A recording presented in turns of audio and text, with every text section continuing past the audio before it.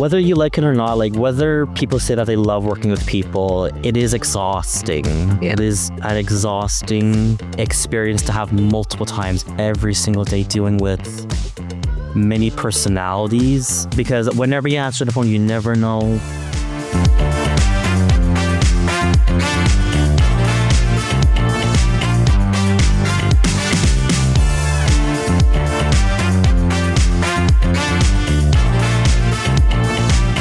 So it's like, I understand that you are under a lot of stress and like, you know, maybe what I'm calling you about isn't what you want to deal with now, but all I'm trying to do is help you, you know? And like, I don't think it's acceptable that you are speaking to me in this way when I'm trying to help you, Yeah. you know? Ugh. Welcome back, everybody. This is the All of You podcast, the podcast where we sit down with all of you. And today we are extending the olive branch to a past student of mine, Jonathan. Welcome to the All of You podcast. So good to have you here. How long have we been trying to plan this for? I think since the fall, wasn't it? Yeah, since like October, I think. Yes. Yeah. Well, we started filming back in July, and I remember we had kept in touch. Like, so student of mine, graduated, knew that when I was teaching him that I wanted to keep in touch.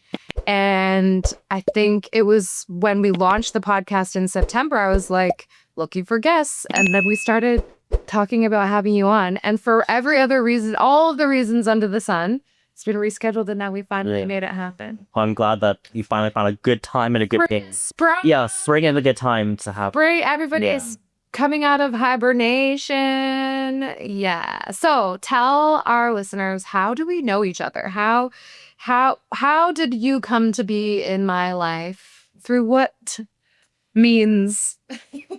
Well, you were specially picked to be the documentation teacher. I was. Healthcare documentation. I was plucked to be the teacher of healthcare documentation in your, what program were you in? Office admin health services. Office admin health services. So I started teaching you in your third semester, I think. Yes, the third semester. Yeah, because they didn't have the documentation class in the first year. It was the second year. It was semester 3 and 4. Nice. Yeah.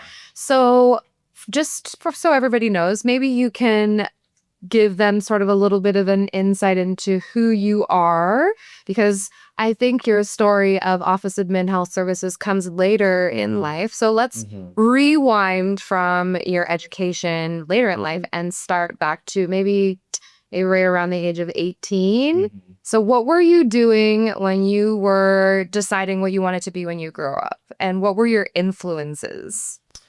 Well, in high school, I had a lot of more, at the time, I had more interest in doing like hospitality work, like being a chef,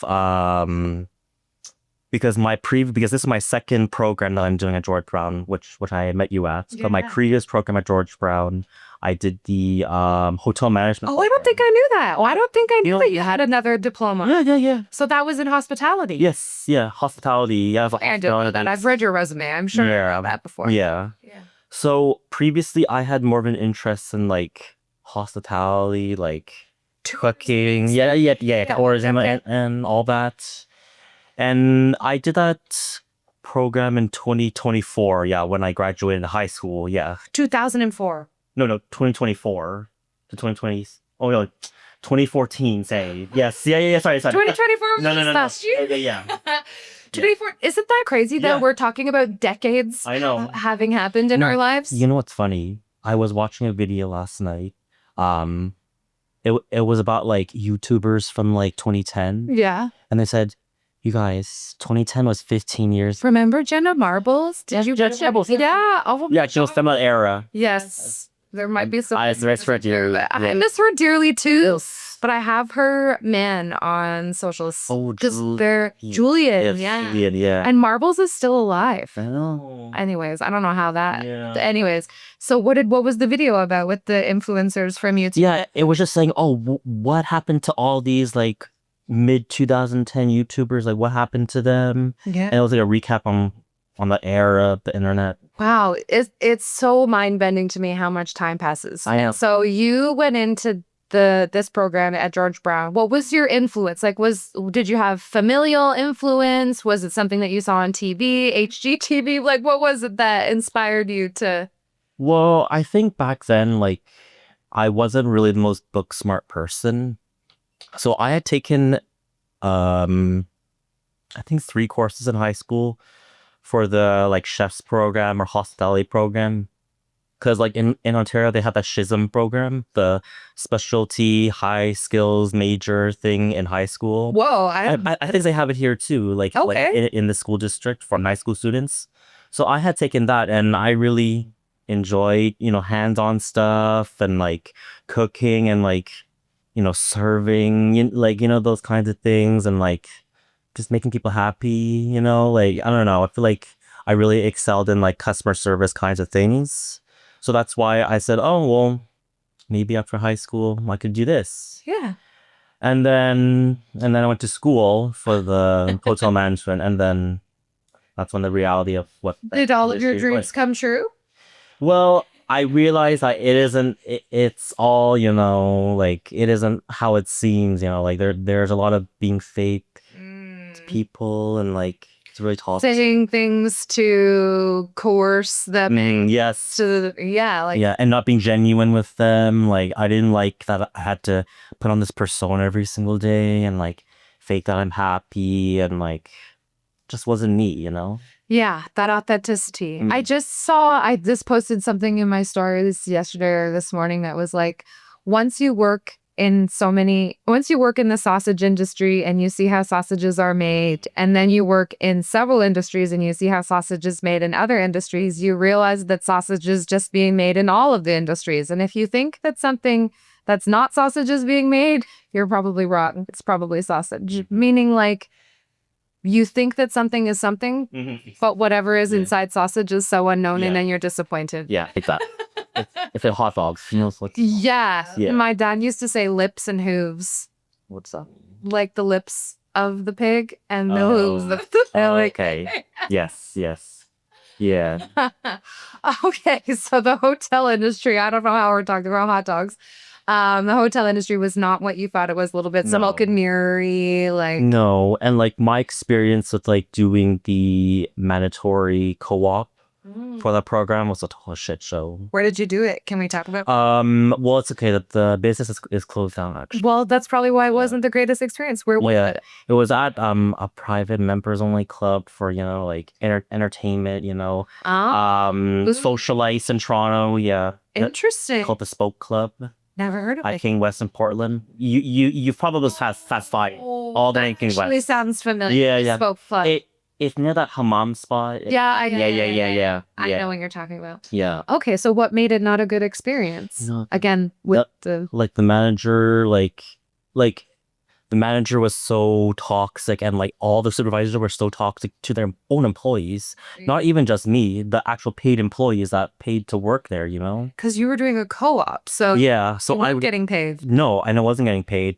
And I had like my position was at the front desk where you check people in. Concierge. Concierge, yeah, exactly. Concierge. That was technically my title. Very nice. Yeah. But like the hours were so ridiculous for a co-op student too. Like I think I was there till like 11, 12. How old were you? I was like in your 20s. Yeah, like 20 or probably 19 or 20, 21, something like that. And were you still, because you do a little bit of commuting, like you come from way north. Yeah. So you were doing this for your...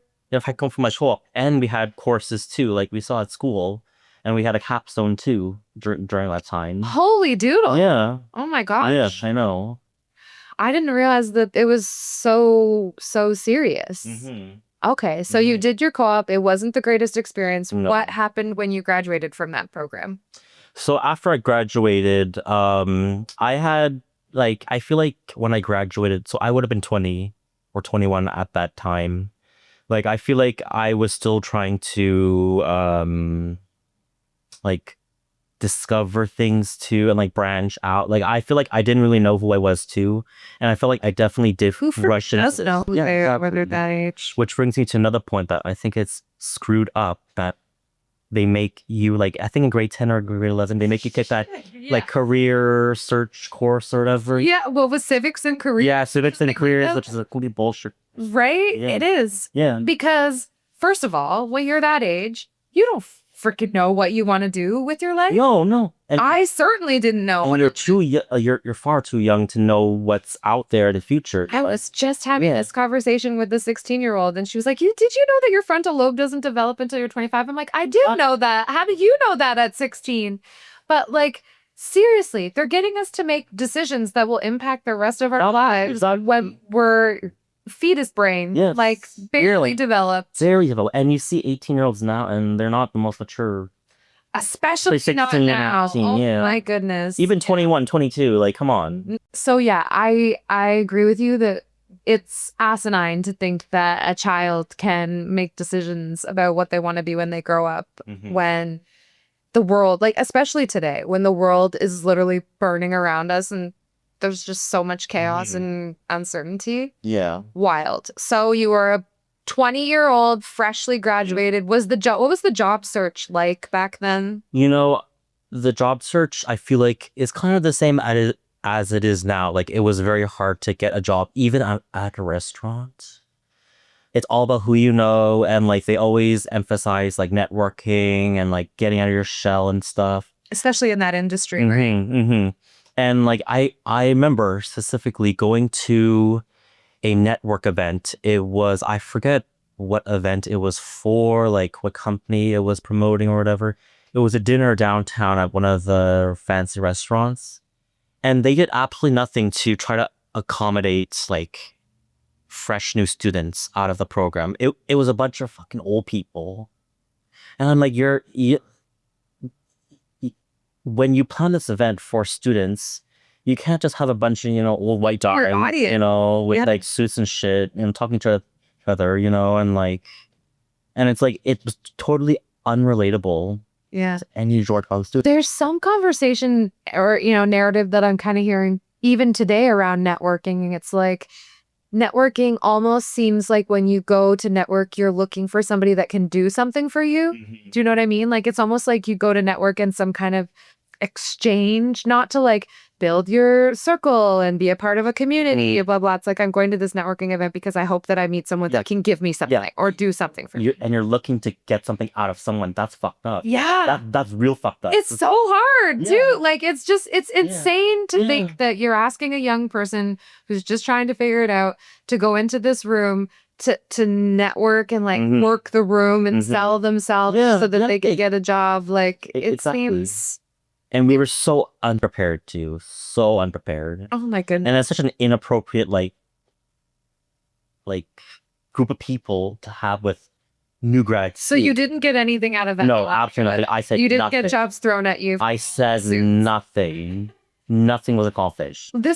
I've actually made a reel about this. Like, okay, so you go to the networking event. What the hell do you do when you get there? Like, if you have social anxiety or you're anxious or whatever, like, you could go to 700 networking events, but if you can't talk to anybody or you don't have that connection, it's a waste of your time. Exactly. And there's no, like, there was not that support when I was, because I have always done healthcare. So I didn't ever have really the experience to networking in another industry before. But it's refreshing for me to hear that it was a train wreck in that industry as well.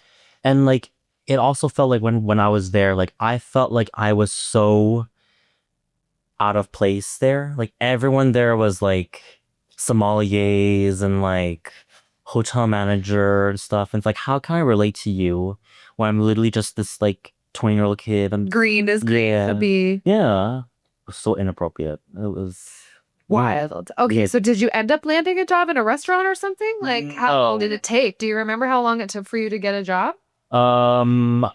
Well, I remember after that program, I actually, I got a job at that sushi restaurant or whatever, but it wasn't really my main goal after graduation, because obviously, like, I wanted to work at, the Ritz-Carlton, Four Seasons. Fairmont or Old York, But, like, I did eventually get a job at some, like, sushi counter,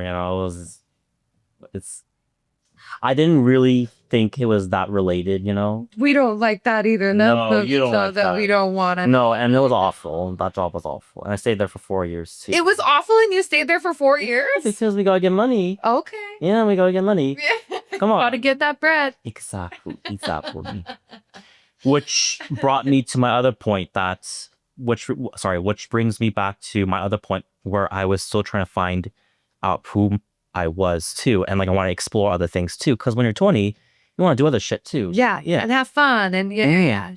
So then after I graduated, I think it was like a year after I graduated, I was still working at that job.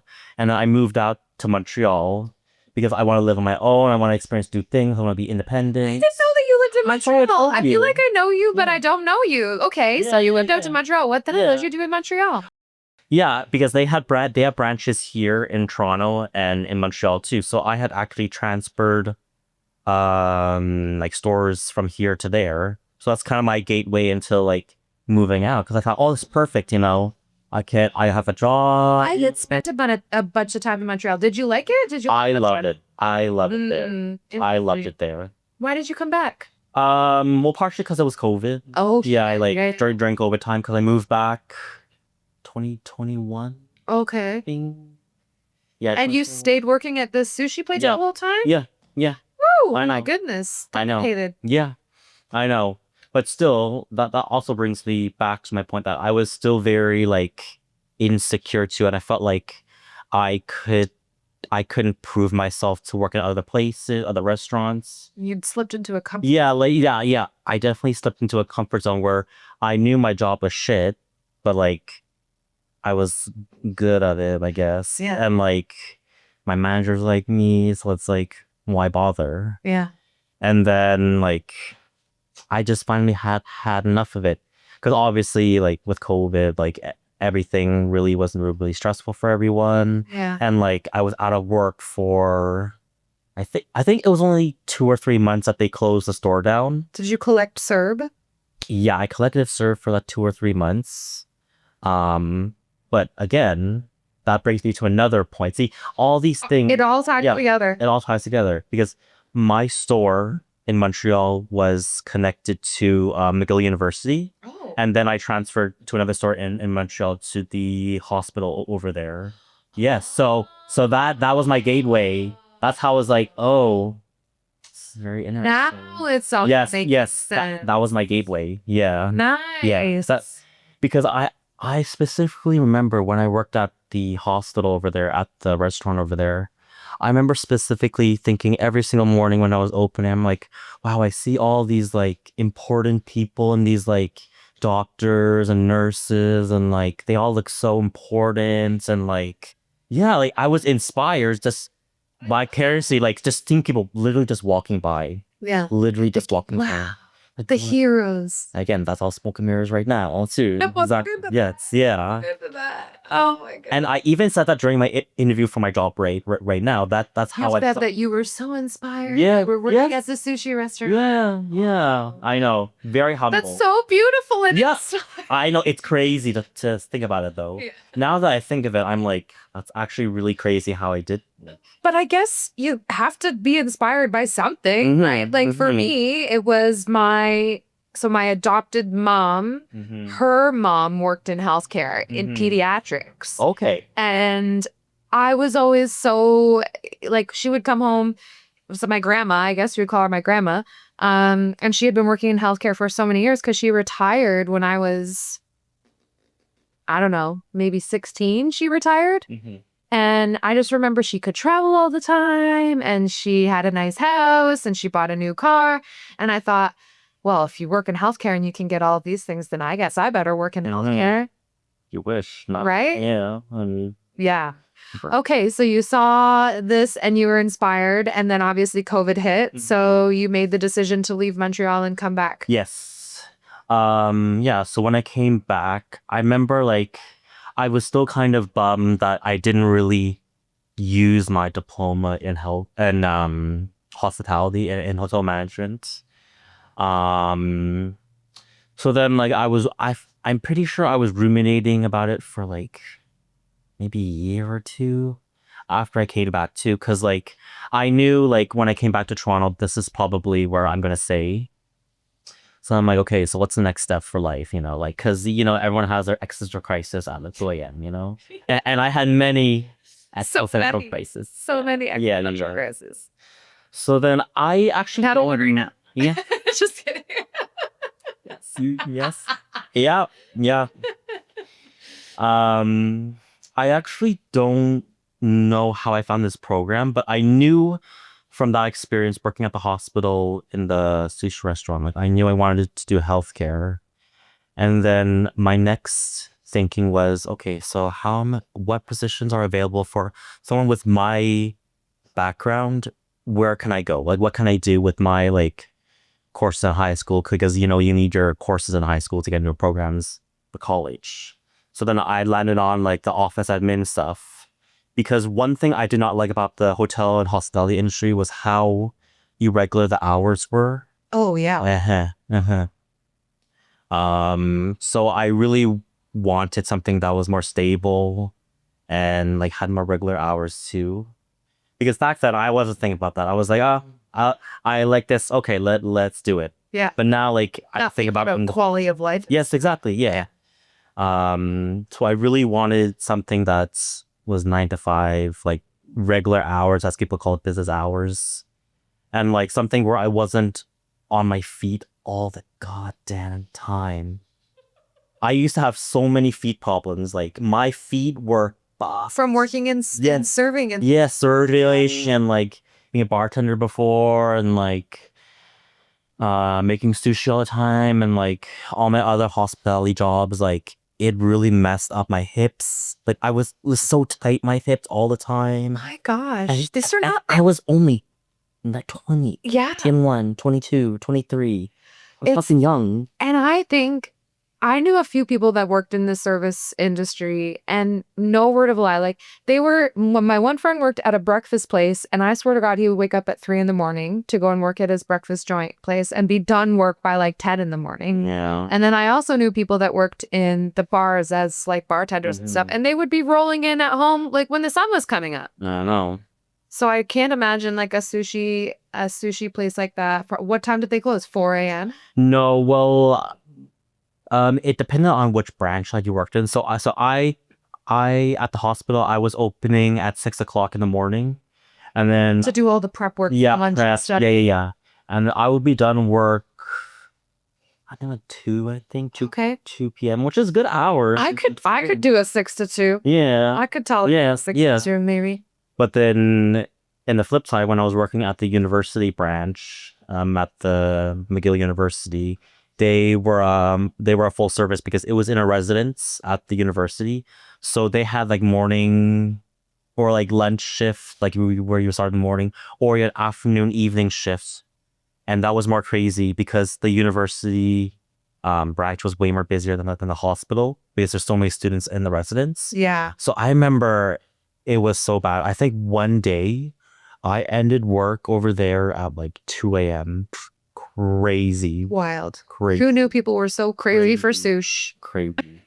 The students love sushi. Students love the sushi. Yes. Yeah. Absolutely. But at that time, like, I don't know. I feel like I'm too young to be feeling this way, but like I have so much nostalgia. So do I. It's so wrong for me to think about because I'm only 28, almost 29. Shut the front door. Yeah. Jonathan, why did I think that you were in your 30s? Yeah. I swear to goodness, I thought you were 32, 33. Mm-hmm. You carry yourself very well. Okay, that's good. You carry yourself very mature, very mature. Yeah, and that's what I want. Yes. Yeah. Okay. Okay. You're going to be 29 this year? 29 in June. Yeah. Oh, yeah, because you're a Cancer baby. Yes. We're Cancer. Yes, yeah, we're Cancers. Yeah. Okay. Oh, my goodness me. Okay, so at what point did you decide you didn't want to be in Montreal anymore and you decided to come home? What was the breaking point for you to come home? I think because my final branch that I was working at, like, there wasn't much hours, and like my supervisor was a biatch. Were you living in, like, did you have an apartment? Did you have roommates? I switched between living on my own and roommates. That's a whole story. We could talk about my housing. I would love to do that because I could talk about housing for sure. It was so bad. So tell me, when you first moved there, did you get an apartment on your own when you first got there? Oh, my first apartment? Yes. Okay, picture this. Yes. Okay, well, okay. What I want to ask you is, what is your impression of Montreal? Like, what do you envision in your mind? I've spent a hot minute of time in Montreal, and I remember the one people's place that we went to was like old Montreal, like old school, not like newly developed. It wasn't a newly developed condo, historical. I don't know. Yeah, just like old schoolish. Yeah, old school. Yeah. Yeah. So I feel like a lot of people kind of hold the sentiment to Montreal. It's a very like artsy, like worthy, like guys wearing plaid and shit. Yeah. And like, and everybody's bilingual. Yes. And there's a little bit of a pretentiousness to Yeah, they're pretentious. Yeah. Are you bilingual? I know some, but I'm not really comfortable. No, I can understand it when I hear it, but I sound like a hillbilly when the problem with me is I can understand it when it's being spoken to me and written down, but I have problems like when I'm speaking, like I feel like my mind is working overdrive to think of the next word because I'm converting it from English to French. Yeah. I'm working overdrive in my mind and like the conversations don't flow. Yeah, I know. Yeah. I embarrassed myself horribly in Paris because Canadian French is not the same as Parisian French, and they look at you like you're trash. I know, it's like hillbilly French. Yeah, it's like I don't know. Yeah, it's bad. So you are alluding to what the culture of Montreal is like. So where did you end up living in Montreal? So my first apartment was in the Plateau Montreal like area. Okay. So that's like a very French predominant area. People probably do know English there, but it's a very leaning French area of the city. So I remember like I wanted to move there because it felt so like romantic, and it does, but during the daytime. Oh, what happens? But during that time, look like weird shit. All the ladies of the night come out. Yeah. I used to be comforted by the ladies of the night in Toronto. I would love it, like 3 a.m, stumbling home from whatever bar I was at in the village in Toronto, and just seeing the ladies of the night and just be like, "Hey, ladies," and they'd be like, "Hey, girl, you get home safe." I loved it. That was your cup of tea. You didn't like that? I mean, I was also like 21 too, so I'm like, that's a little bit much for me. Yeah. But I really enjoyed my area because it was so different from Toronto too, or like the suburbs here too. Yeah. Because like it's like the plateau is very artsy and like there's a lot of quaint shops. Did you take advantage of it? Yeah. Oh, good. Oh yeah. Like I love walking from my apartment, like 2 minutes, 1 minute, literally next door, literally downstairs. There's like so much stuff to do, and there's art everywhere, and like amazing restaurants and like eclectic stores. And I really enjoy living there, and it was an amazing apartment because I didn't have a car there, so I was right next to the metro station. Oh, yeah, and downtown was only like 2 blocks away. Yes. You're not convincing me that this isn't a place that I would want to live. Like, it sounds awesome. No, you would love it. It is a paradise. Okay. But explain to me why. My dumb ass brain. I think it was the second. I would live there for 2 years. After the second year, I was like, you know what? Let's just move. Like you were like, nah, yeah, I want something new. Yeah. Interesting. And what brought me to that point was, again, I was so stupid. My brain was not developed. They have like yearly increases for your rent, and it was within the like guideline for like 2% for inflation or whatever. Yeah, I think it was like. Yeah, what were you paying for rent? Is Montreal wildly expensive? No, it was cheap. Oh, because back in 2021, I think I was paying like $650. I think $650. Yeah, but it was a small-ish Little studio, but it was perfect. Yeah. Perfect. Yeah. Oh my god. I mean, albeit it was a little ratchet, but like Whatever. yeah, it was a little ratchet. My neighbors were a little ratchet too, but Whatever. hey, It takes yeah. out characters and all Yes. this, as long as you were safe. But it was amazing, and like I think it was $650 when I started, and he raised it to like $675. And you were like, But I was screw like, this. I was like, fuck you. I'm not paying $670. Which is so stupid because that's still cheap too. And it was an amazing location. It was supposed to work. It's downtown. All its amazing things. So yeah, hello. If you had just kept that place, oh my gosh, Yeah. could you imagine? I know. I often kick myself too because I lived in my little shithole apartment downtown Toronto for 8 years.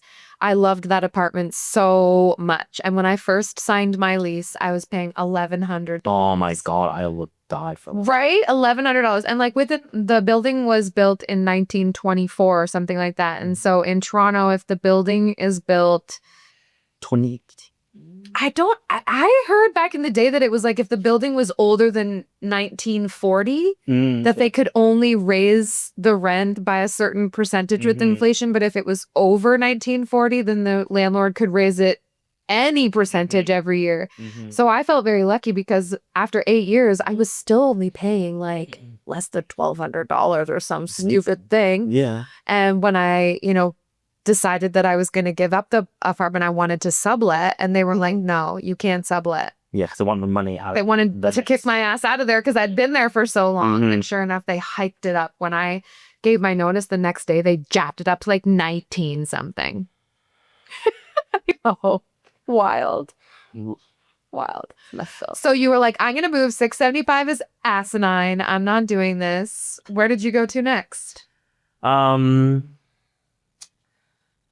Where did I move next? I moved far away. Like I had a really hard time finding a new apartment because I actually found my first apartment through a ex that I met there.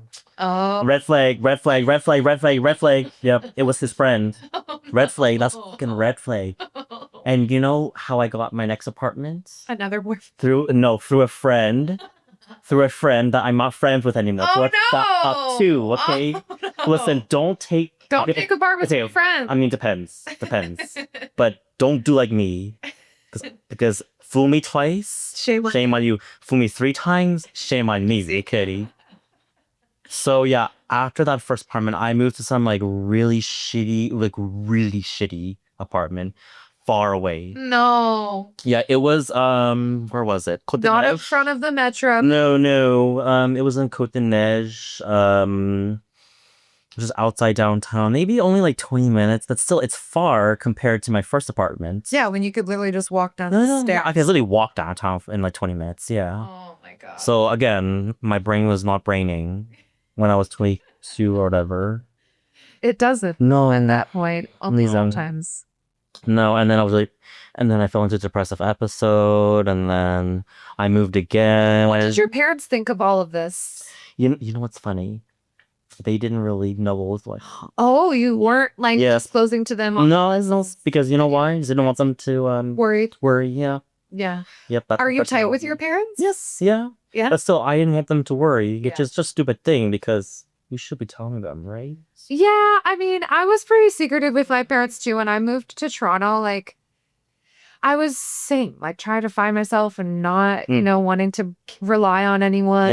I could figure this out, and I totally get that. And I wanted so bad to be independent because that's why I moved away. So because I want to be independent, so I didn't want to worry them, and to make them think that he's not driving. He's an adult. He can't take care of himself. He can't make decisions for himself. So all of that. Yeah. That's fucked up. So when you told them that you wanted to go to Montreal, were they like, okay? Or were they like, are you sure? They were actually surprisingly very open to it. Oh, good. Yeah. That's good. Yeah. Nice. I think because they kind of knew that I wanted to really cut that leash off and get the fuck out of here. Yeah. Do you have siblings? Yeah, I have 3 siblings. Shit! That's another thing I didn't know about you. All older too. You're the baby? Mm-hmm. Wow. Yeah. What's the breakdown? Boys, girls? They're all I 3 brothers. Yeah. Holy Really? Yeah, That's cool. I'm at 4 boys. How old is the oldest? The oldest, he is 38. Okay. Wow. And then my closest in age is he's 31 he turned 31. You're all like kind of a good Yeah. distance apart. Mhm. Interesting. Very interesting. Okay. So I feel like they were kind of happy that their youngest was like, oh, kind of wild. Spreading its wings. Yeah, kind of was Getting out there. Yeah. Okay. Very good. Very good. So then that shitty apartment probably left a dirty taste in your mouth. Yeah. Oh, I was like I had the angst. Like I was like in a really bad place, and then I'm pretty sure I can't really remember what happened. I think there was something wrong with the lease, and then they kicked me out. Oh no. Good times. Oh yeah, no. like good times. And so when that happened, you were like, I'm gonna go home. Yeah. Yeah. Yeah. And it was COVID too. Yeah. It was awful. Yeah. Awful. Ugh. And we won't even speak about like the social issues of kicking people out during COVID. Oh my god. The You could have social sued them. Yeah. I know. Well, then I was. Yeah, I was like, I'm not even gonna bother. Fuck this. Yes. Yeah. Fuck this. I'm not. Yeah. Yeah. All right. So was it around then the time that you moved back from Montreal where you were like, all right, what the fuck next? Like, what am I supposed to do now? Yeah.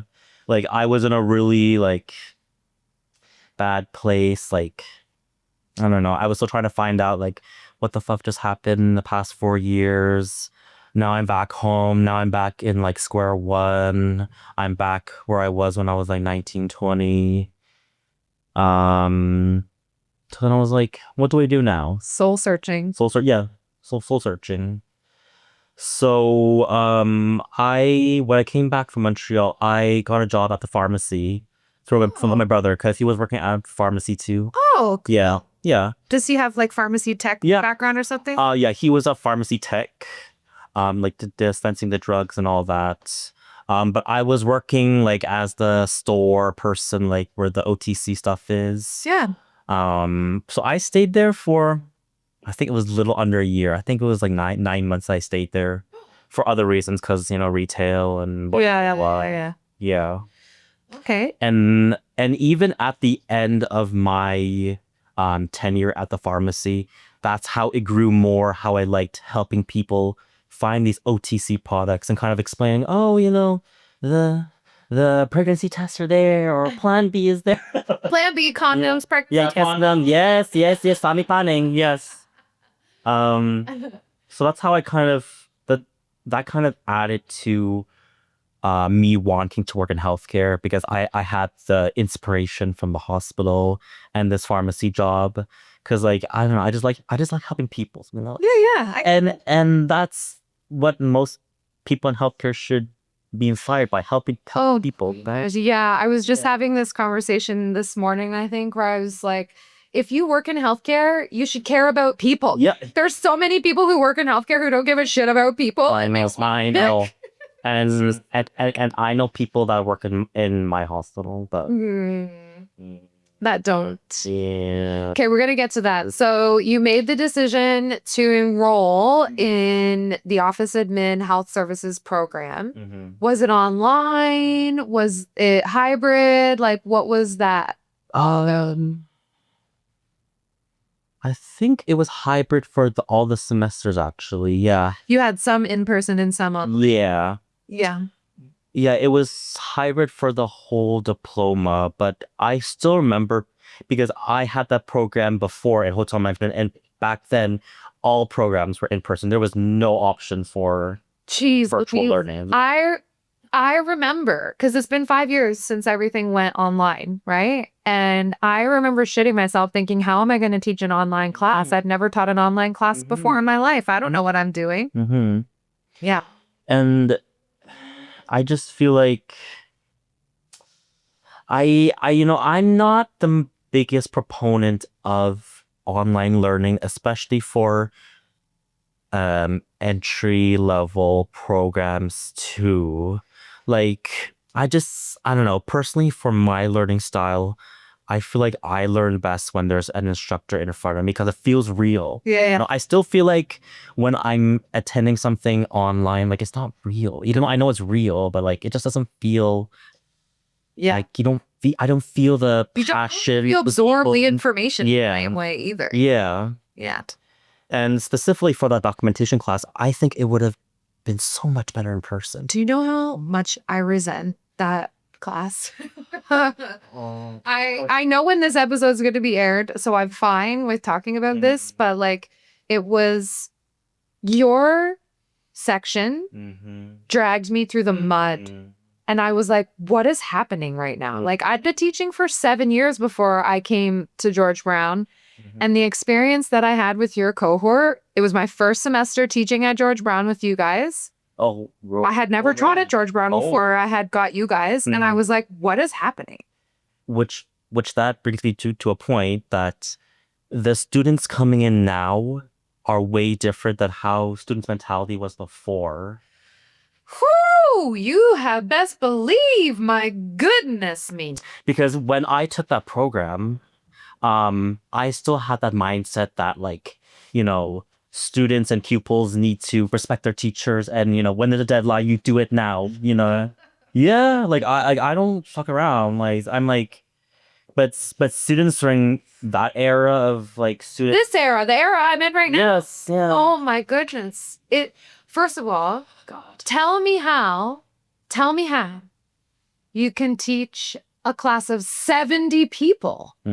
Your sections, 70 people. I didn't even know there was 70 people in my class. I never consulted. The one I think was 67 people, and then the other one was like 69 people in an online class. How do you effectively evaluate that many people in an online class where 99.7% of the class I would never see on camera? I'd never hear them speak. Again, the George Brown, I think it's the only school that had a policy where students don't have to be on. And I remember not you specifically, but I remember your section like getting so pissed off at me because I was trying to hold them accountable in a way that they'd never been held accountable before. And I'm like, on what planet is this okay? Like I didn't cry, but I was pretty close to being like, they're so mean. Like I'm just trying to hold them accountable the same way that I've held all of my other classes accountable in every other academic institution I've taught at. I know the kids were really entitled. Yeah. Yeah. It was something. But you were a shining star. You made it better.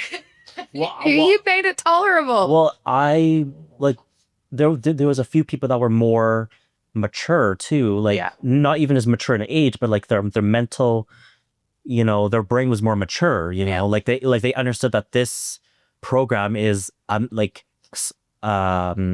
you take the knowledge that you get from this program to apply it somewhere else. But I feel like a lot of the students there were just there just to get the diploma, you know, and they didn't want to apply it. Yeah. And getting any kind of engagement was very difficult too. There was like maybe 5 people out of a class of almost 70 that would communicate with me regularly. And I would say like, you get out of this what you put into it. You don't want to hear me just talking at you the whole time. Like talk to me, answer the questions. Like it was so difficult and I struggled, but made it through the first semester and was like, do I even want to do this again?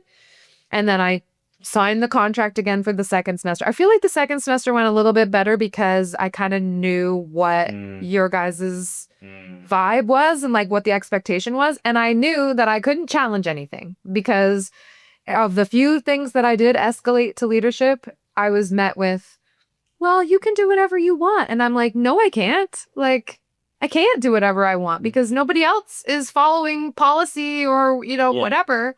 I felt very lost in that experience. But would you say that you gained the knowledge that you were hoping that you were going to gain out of that experience? Like out of that program, do you feel like it prepared you? Because it was a 2-year program, right? Because now you're in it. So that already knows it's been over a year since you've graduated. So now that you're in it, do you feel like the program prepared you? Like I wouldn't. It's not like a resounding hell yeah. You know, like I don't know. I can't really say for sure. Kind of like I don't know, because when you work actually in, like, when you're actually working in that environment, when you apply your knowledge, it's like, it's not to the books, you know? Like, all these things that we learned in school was like hypothetical, you know? It's like, but like when you get shit thrown at you, it's like, you kind of have to critically think and like piece little things here. So like, I wouldn't really say that the program was that useful. I mean, for some things, yes, definitely I could apply. What were the most valuable takeaways you think you took from the program? This is really bad. This is really bad.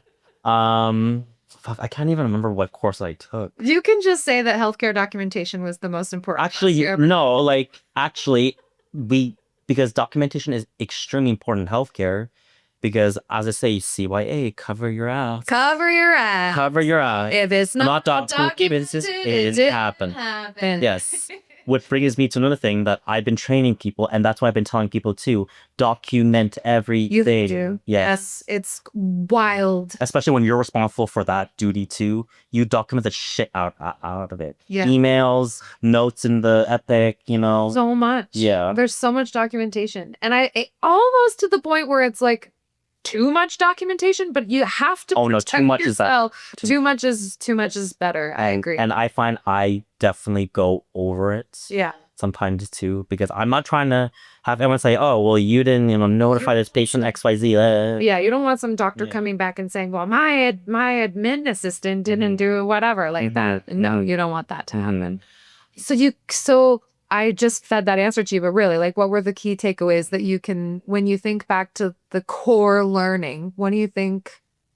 Or is there something that you wish you would have been taught that you weren't taught? I feel like, especially where I work now, we should have learned more about like the different roles people play in healthcare. Like, because I work in an extremely interdisciplinary hospital where there's many different healthcare professionals that are getting in touch with you, which was one thing that I had a hard time kind of grasping, because I work with like advanced practice nurse, and then a physician assistant and a nurse practitioner, and I work with like residence fellows, PFCs. PFC is patient flow coordinator. Yes, patient flow coordinator, and patient care coordinators, PCCs. Yeah. And nurse managers too. So like, I would understanding all the different nuances of those roles. Because like if I was taught that, like I would kind of understand like the hierarchies and like where I place people too. Because whether you like it or not, there's a hierarchy in the hospital. Oh my God. It's such a hierarchy. It's not even funny. Yeah. Absolutely. Who's at the top? The CEO. Yes, but who really calls the shots, you think, at the end of the day? The doctor? The doctors, for sure. They do. Yes, they do. Yeah. We kind of jumped a little bit ahead because I'm so excited about you being able to talk about working in healthcare now. So when you graduated from the program, you hadn't even graduated yet before you started applying for a job. Oh yeah. Right? Because you were doing a placement. Yes. So we had placement during the last semester. So last semester technically ran from Jan to April, but then the placement ran until a bit, like I think middle May, I think. So I started applying for jobs in March. Good for you. Like about 2 months before graduation, and I didn't get hired until end of June. How many jobs did you apply to?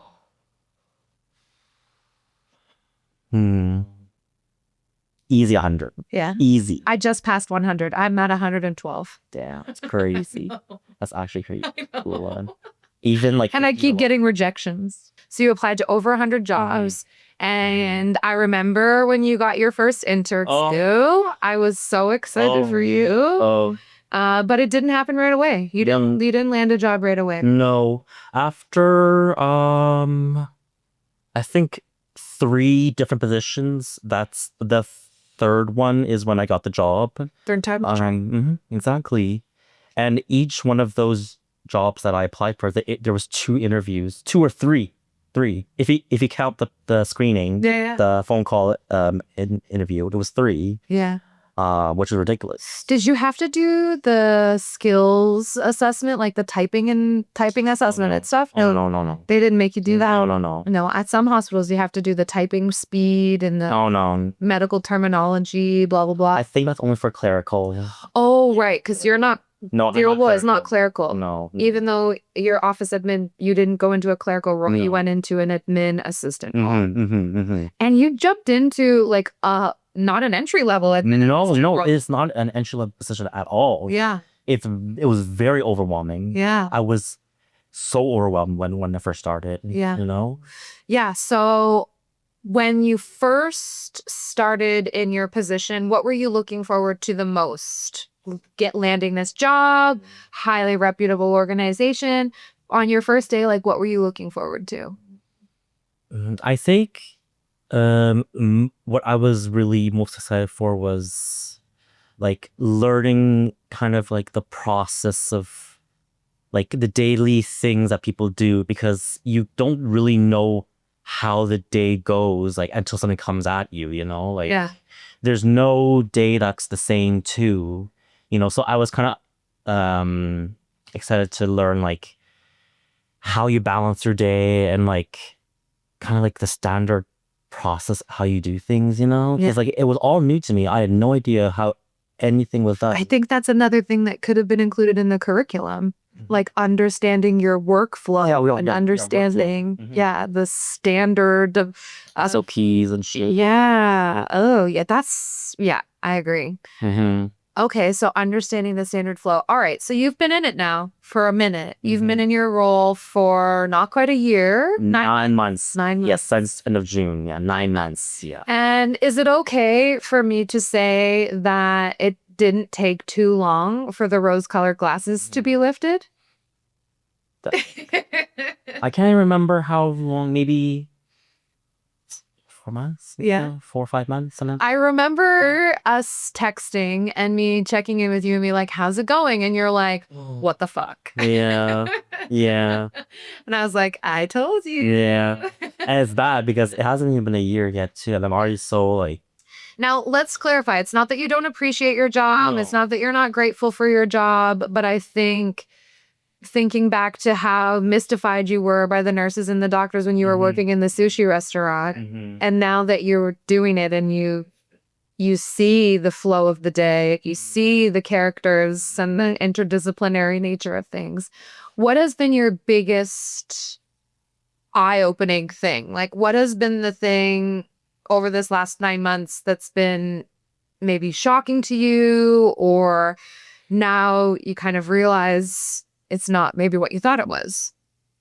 I mean, I think maybe I was so astonished like how much expectations are put on you to perform with the skill set that they require, because they expect so much from you, like perfection and like things getting done like that day too, and like even like the way that people talk to you sometimes. I mean, my doctors are great, but I've heard from some other admins that their doctors don't really speak to them in the most lighthearted way. Like they're very direct.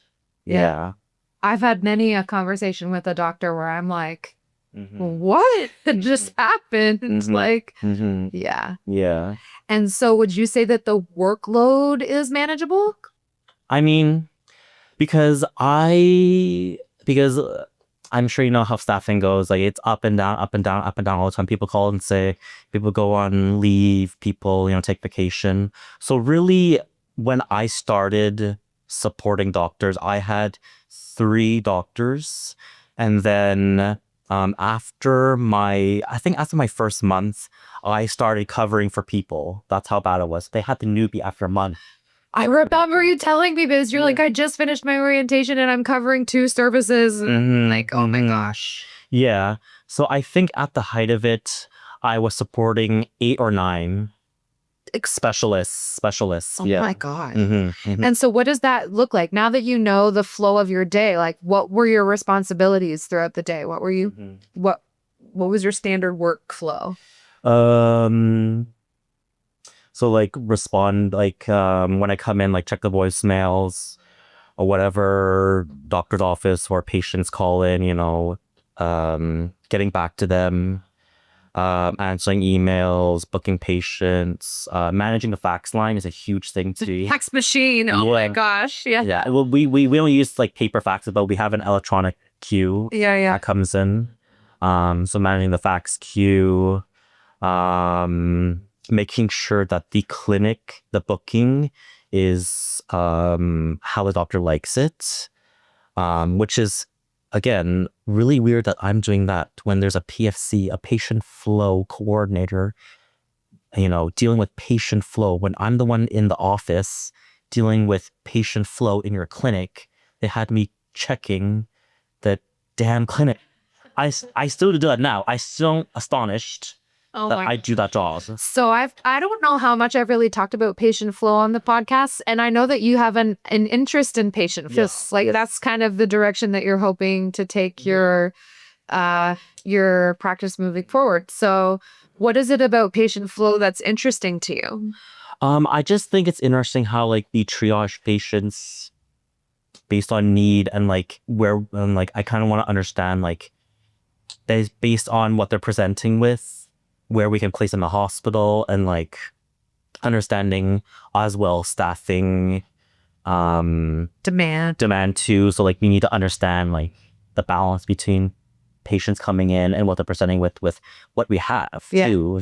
I've always been fascinated by patient flow. I describe it as like playing multiple games of chess at one time. Yes. And anything can happen. And then you have to change your plan. And it's never the same thing every day. You're always doing something different. You've also mentioned to me that it's a non-patient facing role. Yeah. That kind of appeals to you. Yeah. As much as you've loved serving people all of these years, why do you think you're leaning towards a non-patient facing role? Well, whether you like it or not, like whether people say that they love working with people, it is exhausting. Yeah. It is an exhausting experience to have multiple times every single day dealing with many personalities, because whenever you answer the phone, you never know what their mood is in. Just don't. Yeah. And you never know what's gonna come at you, like I've had such like interesting experiences. Do you want to go into that now? Yeah, I do. Yeah. Absolutely. Oh, let me think about this.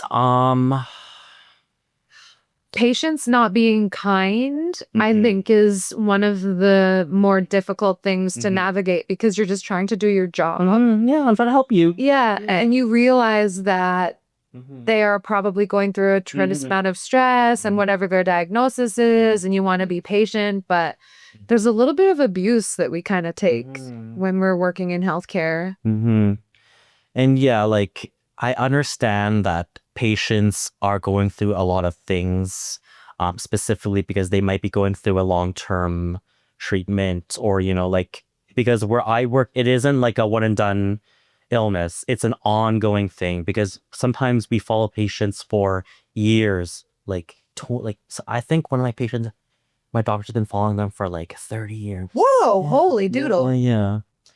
So it's like, I understand that you are under a lot of stress and like, maybe what I'm calling you about isn't what you want to deal with now, but all I'm trying to do is help you, And like, I don't think it's acceptable that you are speaking to me in this way when I'm trying to help you. Yeah. Ugh. And like some people don't want to, I feel like some people, they kind of want to forget that they have illness. And when they hear me calling them saying, oh, well, you missed your MRI. First of all, why? Yeah. And you have a follow-up after that. So first of all, why did you miss your MRI? And then they go on this whole bitch fit. Yeah, I had a situation, one of the last situations that I worked in before I left my job in the hospital, was a woman who showed up on a Saturday night at 9:30 p.m. for an MRI. And on her paperwork, you could tell that it said 9 a.m., but she turned the A into a P with a pen. Kate. And so she showed up at 9 p.m., went to the suite and was like, oh, I'm here for my appointment. And they were like, your appointment was at 9 a.m. this morning. And she was like, no, it's not. Look at my paper. But you could tell that it was written originally 9 a.m. And so she's like, I want to speak to your manager. I want to speak to a manager. So then I called and I was like, okay, send her up to switchboard. I'll talk to her outside of switchboard. And she was like, my appointment was for 9:30 and I had to take a medication to come to this MRI. And you're telling me that they can't give me an MRI right now? And I'm like, that's not how it works. We don't have appointments at 9:30 at night. You would not have been scheduled for an appointment at 9:30 at night on a Saturday. And I swear her and her husband stood there with me for an hour telling me that I needed to make it happen and I needed to make this MRI happen tonight. I had to call the director on call. And then I had to say to the director on call, on the paper, I see 9 a.m. changed to 9 p.m. She's like, it's not changed to 9 p.m. And I'm like, but it is. Like, I can see this with my own two eyes. And would not take no for an answer. And anyway, long story short, she didn't get her MRI. I said, you can call on Monday and you could talk to the manager and figure it out. But like the audacity that she would think that I would be able to change like MRIs are so hard to get in our system. Do you know what I mean? And I get it. You're sick. I want to be empathetic to you. But they're entitled. You're entitled and you're yelling at me. I'm at work right now and you're yelling at me. All because of a mistake that clearly it seems you've made, but you're blaming me for your issue. Oh my gosh. Yeah, I'm glad that you can relate. Yeah. Totally can relate. I totally can't. And you just want to help so badly, but then when they treat you like that, it's like, I don't even want to fucking help you now. And that also like reminds me that like that happens so often too. You have to realize that there's people in this world that are literally dying to get medical care, and then you have entitled people here like, I want to be staying by this time. And like it makes it hard for you to feel bad for them because like, I'm sorry, but there's people dying out there that really need this kind of medical care. But do you think now that you've been dealing with patients, do you think that the general population even has an understanding of how complicated our healthcare system is? And by like you canceling this MRI appointment, the trickle down effect or the domino effect that can have on operations, blah, blah, blah. Like, I don't think that the general population understands. No. Yeah. It's so much more complicated. It's so much more complicated than it's not like Grey's Anatomy, what you see on these hospital shows. Like, it's just not. It's not. Okay, so the rose-colored glasses have been lifted. You've realized that it's all sausage. Can you talk to me a little bit about your opinion on the difference between corporate and healthcare and the service industry? Like, what are the main differences that you kind of have identified between working in a highly, highly corporate environment versus working in the service industry? Well, of course, when you work in like healthcare, you have to have that background knowledge of terminology. Medical terminology. Again, that brings me to the point that terminology was very important to know. Oh, yes. Terminology absolutely is most important. Oh, yes. Yes. Absolutely. Yes. I would agree. Yeah. So kind of having that medical knowledge of terminology and like what these words mean and like kind of the process at which when you do something, what will happen next? You know, like kind of understanding like understand the body. I'm saying this in a very like general sense, you know what I mean? So you definitely do need that in-depth knowledge of the body to it will help you so much that you know that. Whereas in the industry, in like hospitality, it's like, okay, yeah, you have recipes, okay, like you serve people, like, and like you make people happy, you know. There's maybe not as much pressure. I think there's still pressure in the service industry, but not the same. Yeah. I do think that like healthcare is definitely a more step up knowledge-wise kind of industry than like hospitality. More specialized knowledge, I guess, that you need to know. At least from my experience, because like maybe there's other people that are like dining room manager or like sommelier. They have very They have a lot of knowledge of wines too, and like chefs too. Like they have extensive knowledge. Like they specialize in food and how to cook it and what goes well together. So, like, I guess it depends what your background was in hospitality. Like if you were just really just doing kind of like the entry level stuff, it's definitely step up when you do admin stuff in healthcare. Yeah. But if you were more in a specialized position in hospitality, like a sommelier, Just a lot of comparison. yes, yeah, there is a lot of comparison because you're specializing in that craft. What about leadership? Would you say that there's a difference in the way that people lead in a healthcare setting versus in a service industry? No, I would say it's kind of the same actually. Interesting. Yeah, at least from my personal experience, like I found that actually kind of the same dealing with managers here than in a restaurant. Yeah. Interesting. Yeah. Do you think that it goes with that saying that we're all just trying to figure it out and nobody really knows what they're doing? Exactly. Definitely. Yes. We're living a day by day. Yeah. Right? Yeah. I think one of the realizations that I've come to in my career is like we go to school for all of this training and all of, these credentials and medical terminology and healthcare documentation. But until you're like in it and doing it, like you're not really learning things. That's just been my sort of experience. That's why I struggle so much with education because I just don't know that we're necessarily preparing people for the real world. And also, like, I think they need to be teaching students how to apply the knowledge that they are given too. Yeah. Because like you're given all this stuff, but it's like, how do I apply it to the work that I'm doing? Yeah. Do you keep in touch with any of the people from your cohort that you graduated with? Yeah. A few of them. Most of them do have jobs now. Well, that's good. Yeah. They were able to land. They were able to land. I know a couple people had reached out to me over, the months following, just asking for resumes and references, and stuff. So that's good to hear that the people that you've connected with have jobs. So what do you see for the future? I know you kind of want to lean into patient flow coordination. Will you do more education? Is that it for you for education? Do you want to stay in the hospital? What do you think? I definitely think probably in the future that I would go back to maybe a certificate program or do some courses. Or even doing a course through the hospital as well. They have courses. Oh, yeah. They have a program. I took a couple of different programs when I was within a large bureaucratic institution. They have all kinds of education opportunities. Yeah. That's good. And you think you stay in hospital forever now? You think you're a hospital lifer? Maybe too. I don't know. I still really do like working at a hospital because it's so comprehensive and I've learned so much because there's so many different people that I work with too. So I just think it's like a bounty of knowledge that I'm working in too.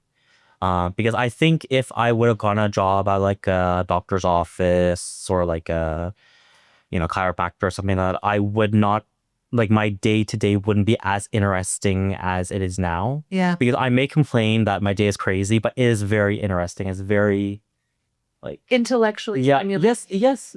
Frankly, yeah. No, it's true. Like I may bitch a lot about it. Yeah. But like you're alone. It is very interesting. Like all the people that I work with, and like all the different specialties, like all the different specialized patients that we do see. I think I really enjoy it. Yeah. If you had a magic wand and there was one thing that you could change about your job, what would you change? Non-patient face or non-patient communication. Non-patient communication. I'm fine like being swamped with all this email and like faxing and like preparing requisitions, blah blah blah blah. Yeah. But like it's just like you the behavioral dynamics. Yes, the behavior dynamics is so hard and focusing on these very critical things that I'm filling out too. And, like trying to balance those paperwork kind of admin tasks and answering the phone, it's extremely difficult. I think that's the hardest thing that I do deal with now. Yeah. It's almost too much when you have both behavioral dynamics and all the pressure of on the admin stuff. It can be hard to flip from patient-centered care to, oh my God, I got a doctor freaking out because I have to get this to them or, get this done right away. Do you feel like your workday is 8 to 4 or do you feel like you work more than 8 to 4? More. Yeah. Much more. Yeah. Like, I don't know. I feel like the reason why I do work off the clock, which is so bad. It's not a good thing to get into the habit of, but I'd be lying if I said that. Yeah, and a lot of my coworkers do that as well. Yeah. They're working off the clock. Is it an expectation, do you think? No, I mean, it's not an expectation by management, but like we understand that if you don't, then it's gonna pile up and you want to be as prepared as you can for the next day. And as well, if you take a long time to do these things, you are impacting patient care as well. Yeah. Yeah. So those are my two main reasons why I do work off the clock as well. Because let me tell you something right now. The person that I trained with at my department, she said, don't fall into my habit of having Outlook on your phone. I was just going to ask you if you have your work email on your phone. Awful. So bad. Trash. So bad. Absolute trash. Because you could never shut off. No, I could never shut off. And that's one of my main struggles right now is I can't shut off. Yeah. Yeah. It's really hard for me to turn my brain off from work, which is really destructive for your mental health. Yes. Yeah. Don't I know? Yeah. I know. And like, I don't know. It's hard balancing all the shit. I mean, some days I don't have to. I mean, I definitely cut back on it now, but I still like to be in the loop. I still check my emails, but I don't. Break it to that? Oh yeah. Oh yeah. My goodness. You're committed. Oh, I see. You've got his phone right now. He's like, oh, hide it. I shouldn't lose it there. Yeah, you'll forget that it's there. Yeah, but yeah, like it's just I feel like, especially in Toronto, the hospitals, like I find the behavior of a lot of the hospitals here is I want answers now. Everything is just I want it now, and it's like you want to perform that way, like, and you want to be in a loop all the time because when you come in on Monday, you're like, holy shit, what happened? I'm like, you're gone for 70 hours. Yeah, I know, and like that, and that's how you fall into the trap where it's like you're not being paid for this, but it's also like you're gonna be so swamped on Monday, Yeah. Yeah. I used to say too, going on vacation was almost not even enjoyable because you knew that when you came back from vacation that it would take you 3 weeks to catch up from you being off for a week. Yeah. Yeah. Crazy. It's great. Yeah, crazy. Everybody, we're going to take a quick break. We'll be back in a flash. See you in a sec. All right, everybody, we're back. Thank you for that quick break. I'm just going to open my Coke Zero. I can't stop thinking about when Michael Mangiardi was here and he said that he was a slut for Coke Zero. Right. That makes me laugh so hard. I'm a Coke Zero freak. I love it. What's the difference between Coke Zero and Diet Coke? Honestly, there's a difference in the taste. I don't know. I don't know what the difference is, but I can tell if it's a Diet Coke over Coke Zero. Coke Zero to me tastes like a regular Coke, whereas Diet Coke to me tastes aspartame-y. See, I'm a Diet Coke guy. Yeah? Oh. I don't know what it is, but I could drink 49 of these a day. Really? Yeah, it's a bad addiction. Super bad. I'm way better than I was. Yeah. I was drinking like 4 or 5 of them a day. Yeah. I'm not anymore. Like 2, maybe 2. 1 for sure. 2. Yeah. Anyways, on this show, Jonathan, we do a couple of segments. Okay. We do the talking point cards and we do another one. So I'm going to lead with the talking point cards. So you'll see here, talking point cards themes are support, resilience, or generations. Which theme appeals to you? Support, resilient. Everybody goes for support. I love that. Okay, support. All right. So we lost the little we didn't lose it. It's over there somewhere. But the different colors, I'm just going to get you to choose your favorite color from blue, purple, red, green, or yellow. Oh, I feel like green. Green? Nice. Green's my favorite too. I'm going to give you one and I'm going to take one. Would you like me to ask you first or you want to ask me first? Why don't you ask them first? Okay. Yeah. All right. Question. Let's put this thing back on. Okay. Oh, do you think you're a good listener? I definitely do think I'm a good listener. Yeah. I definitely think in regular conversations, like I don't really say much, but I absorb the information that you're talking to me. Like I feel like I'm not much of a talker like during conversations. But I listen very well and like I can be very empathetic with what you're feeling, you know? Yeah, that's Yeah. a Cancer thing. Yeah. Yeah, really? Yeah. Okay. Yeah, that you can, like listen and really hear. I think that's an empathy, like, yeah, Okay. Cancerian. Okay. Which is a good trait to have. Yeah. Yeah. My problem is when I'm listening to people, and I think I've talked about this on the podcast before, like if you're saying some long, profound thing and I'm listening to your talk and my brain's going off in another direction. Yeah. I love talking to people, but sometimes I struggle to like maintain focus and then I have to enter back into the conversation and be like, oh crap, what were we talking about? Yeah. That's like me when I read. Like when I'm reading, like I'm reading it, but like I'm not. You can read a whole page and be like, what the hell is happening? Yeah. And I thought I have that too. I totally have that. I thought that was like a unique trait, but it's like I feel like a lot of people have that problem. Yeah. That's why I almost exclusively audiobooks and podcasts now. Like I used to, when I was a young kid, I could crush 10 books in a week. Like I could read so much. And I don't know at what stage my brain decided to malfunction. But yeah. Okay. Reading. Very good. Okay, your turn to ask me. So Shan, what do you do when you don't agree with someone else? Oh, what do I do when I don't agree with someone else? Well, I actually appreciate differing opinions. I'm a very like open-minded individual and I appreciate that people have differences in opinions. But where I struggle with is if somebody doesn't agree with my opinion.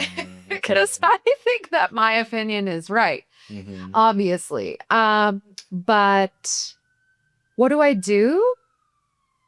I guess I'm going to ask why. Like, I'm going to need to understand. Read the question for me again.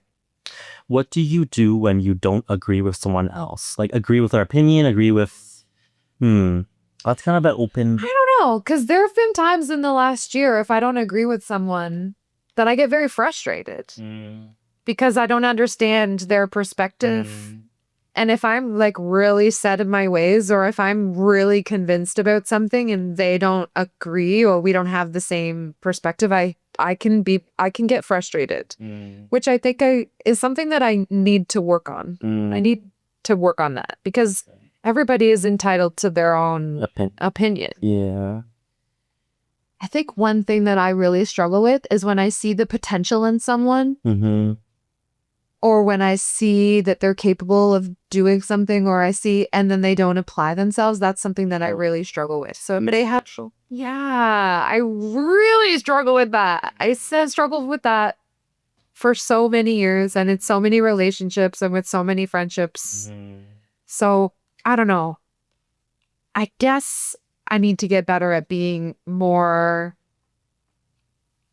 accepting of other people's opinions. Yeah. It's not that I am not appreciative of other people's opinions, but if I don't agree with them, then I feel like we're not on the same page and I feel like, I don't know. That's a really good question. What do you do? I feel like if I don't agree with someone's opinion, I just say, you're entitled to your own opinion and I will respect that. Yeah. And I'm fine with you having a different opinion. Yeah. I'm fine with having a different opinion. I'm totally okay with other people having a different opinion or not the same opinion as me. But at the end of the day, I'm always going to think that my opinion is the right one. Yeah. I feel like I'm kind of like that too, but like. It's hard for me to get other people to convince me otherwise. Mhm. I don't know. Yeah. I don't know. But I also like when I think about things like controversial, like politics or whatever, like if you have a different opinion on politics than me, Yeah. I would need to know why. Like, why do you feel this way about Donald Trump? Or like, why do you feel this way about education or something? Like, I need to always get to the bottom of it. Yeah. I don't know. I feel like especially this has actually come up in the workplace too recently because there was that election in Ontario. Yeah, because I have a coworker. She's very outspoken, but like she's nice. No, like she's very opinionated. Got a different opinion? Yes, but she's very like she's not afraid to say what's on her mind. So she's like, "Oh, I voted for XYZ. Who do you vote for?" Oh, And I said, "Oh, I voted for XYZ." And I'm like, "Okay, nice. Like we can agree to disagree. I don't agree with your choice. yeah. That's fine. We listen and we don't judge. Except sometimes we do does. Okay. Yes, we do. Yeah. Yes. Yeah. So like I feel like I kind of go the escape route and I'm just like, okay, sure. Whatever you want. Yeah, whatever. Yeah. Yeah, I kind of escape from that conversation. I believe that we have to choose which hills we are going to die on because we can't die on all of the hills, right? There's so many hills we can die on. And if you tried to die on all of them, you wouldn't survive. Pick your battle. Yeah, you choose your battles wisely. Yeah. That's good.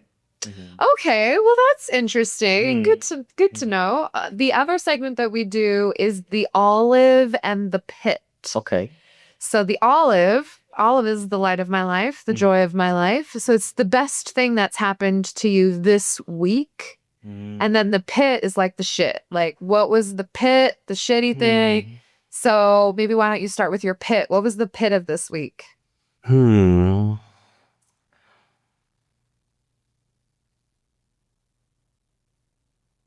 That's hard because I feel like when I have, this is really bad to say, but I feel like when I have like negative situations, I kind of try to forget that it happened. No, that's not a bad thing. Are you kidding? That's a good thing. If you can move on from the bad thing and not ruminate on it and not have it ruin your whole life, that's good. I feel like there was a lot of pits, but like I feel like I just kind of maybe micro pits. Yeah, I don't know. I guess maybe just being yelled at, but I really cannot. Yelled at by who? By patients. Oh. Yeah, but I really can't remember what happened. Yeah.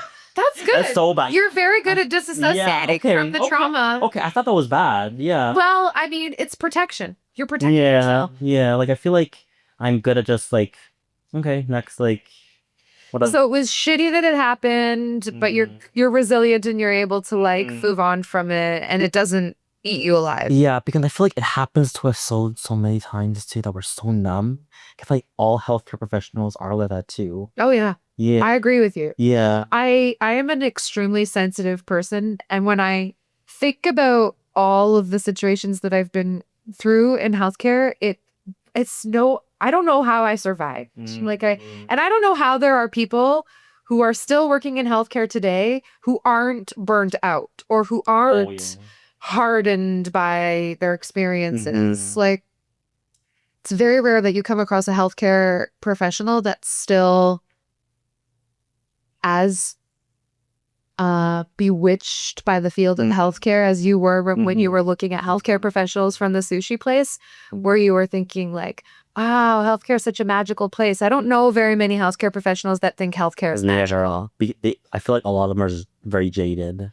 So jaded. Yeah. Why? Why in the business of caring for people are we all so fucking miserable? I wish it could be different. I wish so deeply that it could. Well, let's make some poetry decisions, okay? Listen, I'm talking out about education reform first, then I'll talk out about healthcare reform. Oh my gosh. Wow. Okay. Well, this has been a fun episode, Jonathan. We're doing our best to try to keep these episodes below like an hour and a half because how long? Long, like probably over an hour for sure. Oh, it's 4, huh? Yeah, it's I got- easy to talk Call for. at 2:30, I think. I know it's so easy to talk. Oh, I could talk more. I know we could, Oh, but yeah. nobody will listen to it. Okay, 3 hours. We're gonna go and have dinner and stuff, so we Yeah. could continue the Yeah. conversation. But this has been really eye-opening. I'm going to be pushing this episode to my students this semester. I think it's so important for young professionals to hear other young professionals' journeys to what you thought about the field you were going into before you entered into it, and sort of, you know, once the veil is lifted and you're actually in it, in the thick of it, sort of how your perception of things can change. So would you say that your perception has changed 180 degrees? Would you say that you are happy with the decision that you've made? Would you do anything different? No, I definitely don't regret. Good. Yeah, like I'm definitely, like, even though there's things I don't enjoy, like I'm still happy that this is what I'm doing now and that's what I've chosen. Yeah. And like I'm happy that all these like experiences that I've had in life has led to here, because everyone's life story is different too. Yeah. And like if it's you had asked is it different from what I thought like healthcare would be? No, I definitely knew it was going to be very overwhelming and like, you know, very stressful, but like you never know completely what the job's going to be like until you're in it, you know? So I definitely kind of knew what I was getting myself into. And like I definitely think that at this stage right now, like when I'm 28, 29, like this is a good like skill to have too as well. Like I definitely feel like it's like a right job for me now, you know? I can't wait for you to look back on this podcast episode in 10 years time. You're going to come back to YouTube in 10 years and we're going to take a look back on this conversation, and you'll be able to reflect and say if 28-year-old Jonathan even knew what the world and what opportunities would come your way. Exactly. Yeah. Because you just never know, right? Like you could meet some doctor and he could say, you're really talented, I'd like you to come and work for me. Or maybe a patient flow thing comes up. Like it just, I went into patient flow and it opened up so many opportunities for me. Yeah. Like having that scope of operations in an organization. Exactly. Yeah. And now that I work in such a big department with different opportunities too, like there's so many different opportunities in admin too, because I feel like when people think of admin and healthcare, it's that really bitchy lady that's like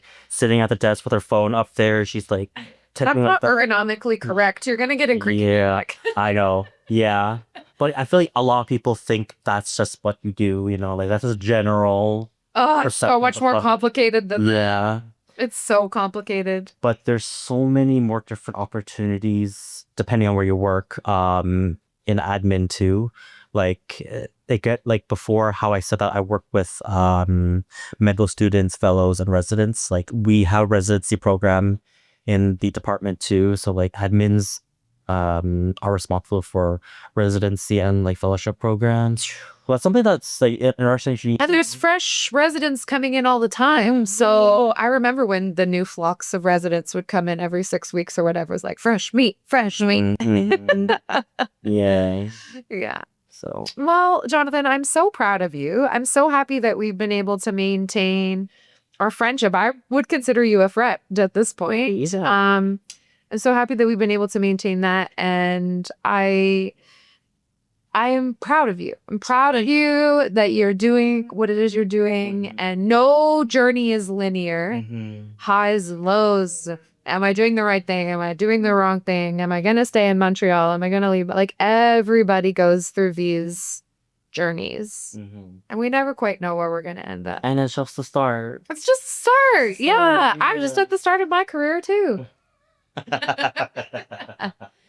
Yeah. Well, all right, everybody. Well, this has been the All of You podcast. Thank you so much, Jonathan, for being here. Finally, yes, I'm so happy that we finally got to make this happen. It was really important to me to chat with you. Yeah. And I look forward to maybe having you on the podcast again in the future. Yeah.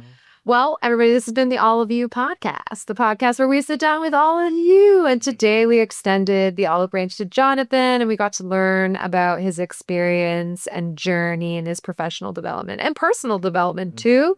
So we'll catch you next time. Don't forget to like and share and subscribe and make a comment. I'm getting a little bit better at this outro thing. It really helps the algorithm, however you engage in the content. And we'll see you in our next episode. Episode drop on Tuesdays at 6 p.m. Catch you next time, guys.